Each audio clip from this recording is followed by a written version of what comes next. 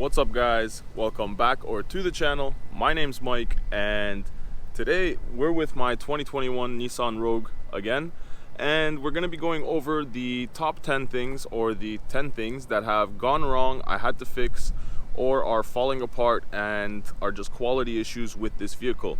It being a first year of this vehicle or this body style, it is all new and they did change a lot of things and a lot of things are going wrong. So I will go over all of that, and at the end of the video I will also mention to you guys what recalls are out there and what recalls apply to this thing, and also what I've had to do and what I've done at the dealer to get it running and keep it running. So let's jump right in and let's see exactly what's wrong with this thing. So one of the first things that I'll mention to you that I've been having a problem with, or that has been an issue constantly, is this. This is the retractable cover for the cargo area to cover up your cargo basically.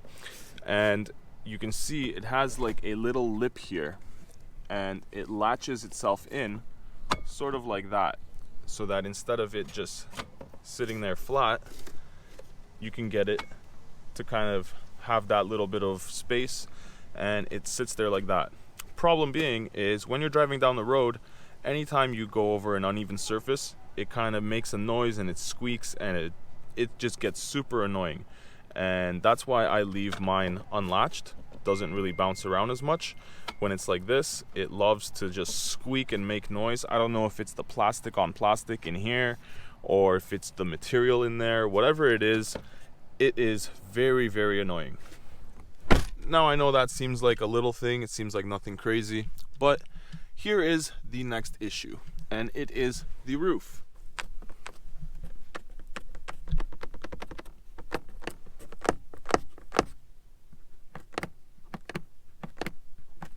Anytime that you actually use this light,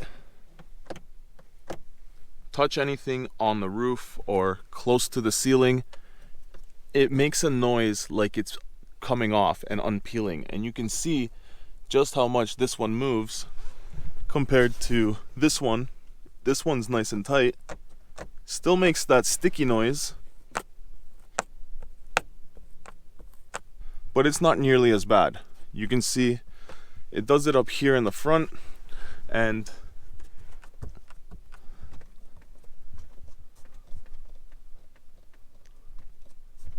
it's just not secured very well. You can see that it does look good, but once you use that light, it starts to sag a bit, because you can see I've had passengers back there and now you can see a gap which there wasn't before.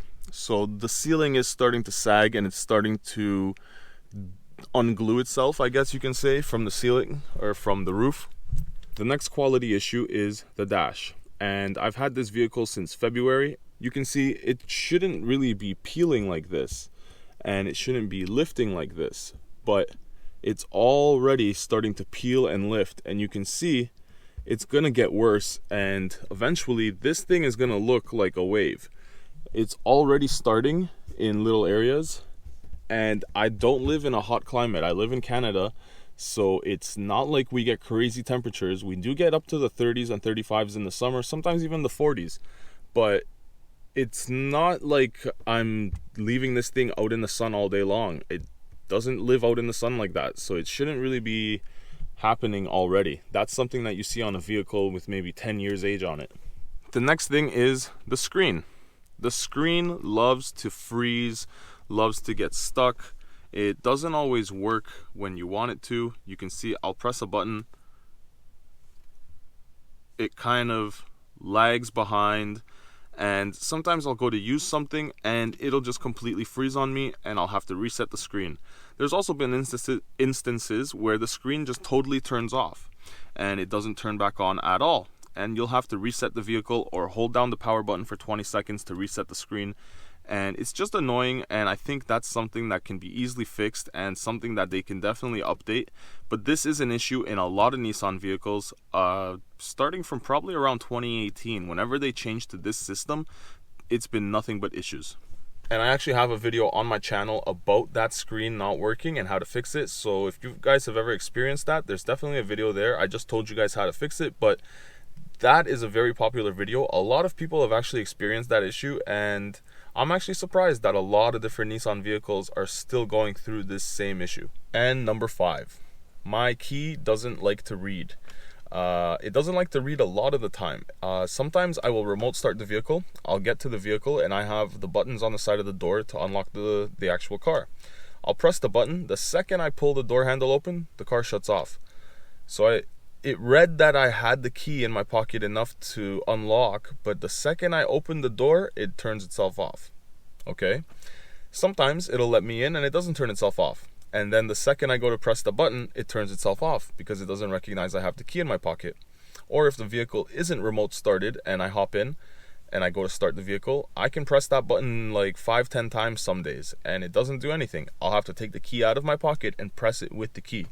Now, a lot of you will say I have a low battery. I've actually replaced the battery. I've used 2 different keys and I've used 2 different batteries. One of the batteries is brand new, so it's not like I'm using the battery that came in it and just expecting it to be perfect. I changed it. I thought it would help. I've used 2 different key fobs, same issue, and I can tell you actually my brother, he has a 2018 Infiniti Q50. If you guys didn't know, Nissan and Infiniti are owned by the same company. They are pretty much identical in the way that they build their cars. They use the same parts, they just have a higher quality of parts in the Infinitis. But he has the same issue. In the 2018 Q50, he's got the same issue. He'll hop in, he'll press his stop button and it doesn't want to start, and he'll have to take his key out of his pocket and press the button with the key, and then it starts. So I know that this is a common Nissan thing. It's not just me. A lot of people will say that I don't know how to start the vehicle or something, but trust me, it's not just me. A lot of people have experienced this, and if you've experienced it too, then jump down in the comments and let me know, because I'm interested to hear how many of you guys are going through this same thing. To add on to the key problem, a lot of the times the vehicle doesn't read the key when you want to actually remote start it, and I'll be close enough to the vehicle that I can press the lock button, it locks. I press the lock button twice and then press the remote start. Doesn't happen. Nothing happens. In my actual owner's manual, it says to press the lock button once and then hold the stop button for 5 seconds. I try that, it doesn't work. I try locking it twice, it still doesn't work. Sometimes I'll be outside, I'll be standing with a clear sight, with a clear line of sight to the vehicle, still doesn't want to start. So I don't know if it's a key thing, if I have a faulty key or what it is, but like I said, I've tried 2 different key fobs, I've tried 2 different batteries, and I still have the same issue, and I don't know how to fix it. But I know that a lot of people have had this issue, because even when I was at the dealership and the salesperson was showing me my new Rogue, they couldn't remote start it, and we were standing pretty much touching the vehicle. We were standing right next to it and it still wouldn't remote start. So I don't know, maybe it's this vehicle, maybe it's the first year of the Rogues, or whatever the issue is. I don't know if it's the placement of the module where it reads the actual key fob when you're pressing the button, if it has a bad placement and it's just getting blocked to the signal, or maybe it's the key. I don't know, maybe the key is designed poorly. I honestly couldn't tell you at this point, but I can tell you one thing: I've been having a lot of issues, and this vehicle is not even a year old. I picked mine up in February. And the next thing, this one is a fun one. My fan squeaks when it's on low. Now, what am I talking about? Well, the vehicle is off right now, but I believe we should be able to turn on our climate. Yes, so when I have the fan on low, you can hear a squeaking coming from the fan in the passenger's footwell.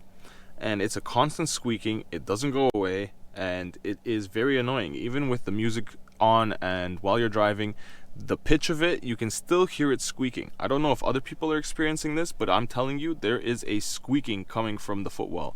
And I'm going to try to capture it for you guys right now, but it's probably going to be a little bit hard with the camera I'm using, but I will do my best.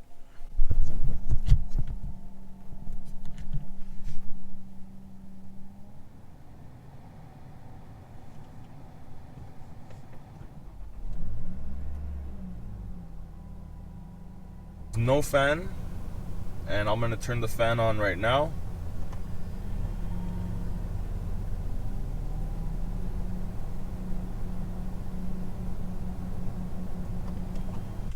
So like I said, I know it's very hard to capture on camera. I probably won't be able to show you guys in the footage, but I'll do my best.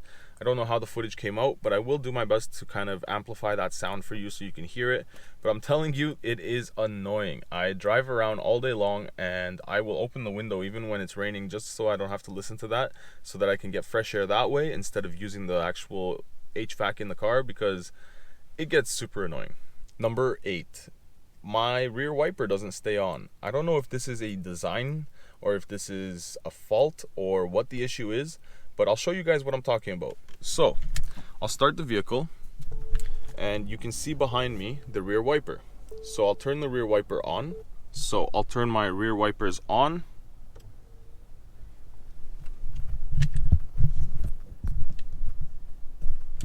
And now you can see the wiper behind me will turn on periodically. There it is. Now, usually what happens is I'll leave it on when it's raining because I'm going to be using it the next time I hop in the vehicle. I will also leave on my regular wipers just to show you guys that these ones are on, as well as the ones in the back.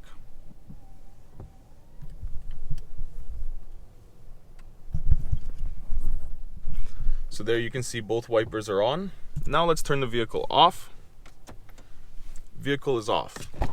Now we exited the vehicle, got back in the vehicle, started her back up, and now let's see if my wipers stay on. The front is on, and now let's see if the back turns on. And I can tell you, it's not gonna turn on. It will never turn itself on. I don't know why. I don't know if this is because they don't want you to forget the rear wiper on, but I would kind of know what's happening. Once it turns itself on and it's not raining anymore, I would kind of clue in. But I guess I don't know if that's a design or if this is a fault or what, but you can see the rear wiper is not turning on. And it is still on, in fact.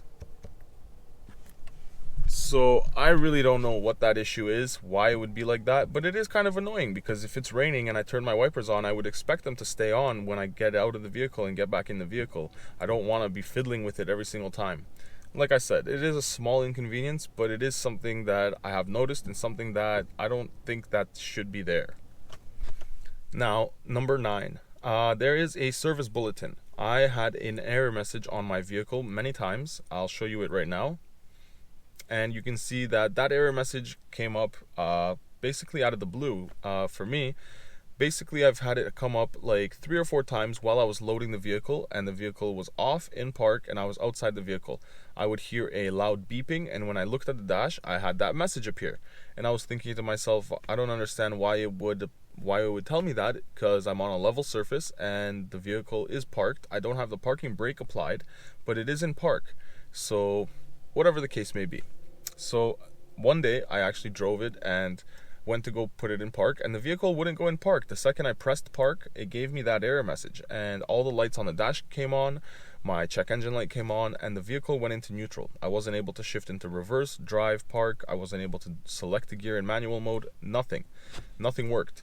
And I was able to turn the vehicle off, turn it back on, and it went into park. But after that, I had a check engine light. So with that check engine light, I went to the dealer. They had a service bulletin. It's kind of like a recall, but it's not a recall yet. So it's basically a known issue or a known problem with those vehicles, and the dealer is aware of it and they know how to fix it. So they took that service bulletin and they applied it to my vehicle. They cleared the check engine light, and the service bulletin was basically to reprogram the sonar system. They reprogrammed it and they said that the issue was resolved. I haven't had it come back yet, so fingers crossed that we're not going to have any more issues like that. But that is something that came up, and it is a known problem because there is a service bulletin for it.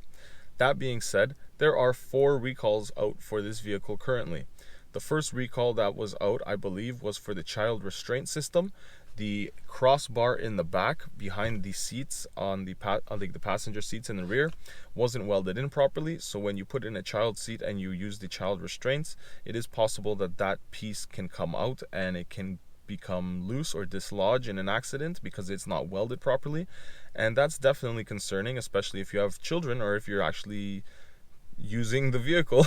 So definitely that is something you should check and go and see if it applies to your vehicle and get it fixed. The second one was a brake failure. What was happening was an O-ring in the back on the rear calipers wasn't seated properly or wasn't installed at all, and they had brake fluid leaking. If you know anything about brake fluid, it is very dangerous. You can cause a fire, you can cause a lot of different things. You can even melt your paint. It is quite strong, just like paint stripper, to take paint off.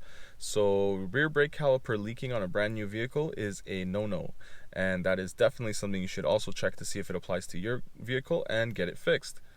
The next one was improper lug nuts were installed at the factory on some vehicles, and it was possible that the lug nuts were coming loose and the wheel was wobbling while you were driving.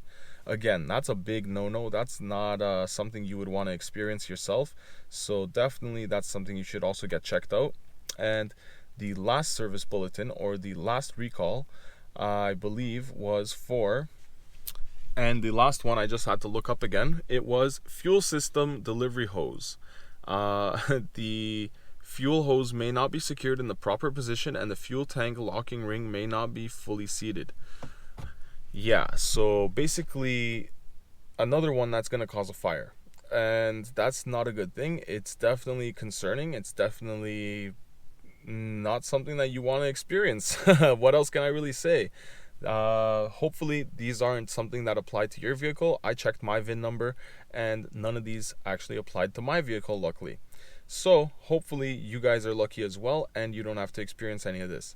But unfortunately, there is a lot of other issues and there is a lot of other things that you do have to go through with this vehicle, it being a first year and it being what it is. Unfortunately, there are some issues. So hopefully my video will give you a little bit of insight. If you guys are a new owner or if you're looking to buy one of these vehicles, maybe wait a year. If you already have one, then check all your service bulletins, check all your recalls, and just call your dealer and see if there's anything that needs to be taken care of, because it's better to do it now than getting stuck on the side of the road or worse. So hopefully this video helps you guys out a bit. If you guys are new around here, jump down there, hit that subscribe button, because I will be giving you guys more content, more videos, and definitely I'll be bringing you more updates on the Nissan Rogue. So if you guys want to see that, hopefully I'll catch you guys in the next one. But until then, guys, ride safe out there. Peace.